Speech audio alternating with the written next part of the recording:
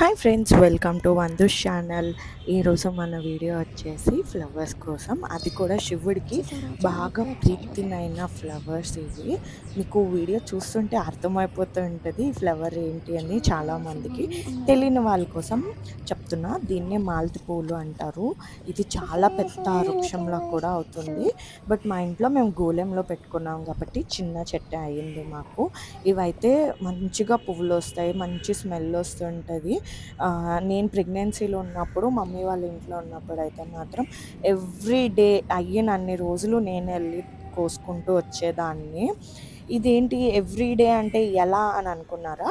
ఇవి కార్తీక మాసం ముందు పూస్తాయి పువ్వులు. ఇది శివుడికి బాగా ప్రీతిమైనవి కాబట్టి కార్తీకం అంతా పువ్వులు వస్తాయి. ఈ పువ్వులతో శివుడికి పూజ చేస్తే చాలా ఇష్టము. ఈ పువ్వులు సంవత్సరం అంతా ఉండవు కాబట్టి ఇలాగా గాలికి పెట్టుకొని ఎప్పుడు పూజలు ఉంటే అప్పుడు చేసుకుంటాం. మరి మీరు ఎలా చేస్తారు, పేరేమంటారో మీరు నాకు కామెంట్ బాక్స్లో చెప్పండి.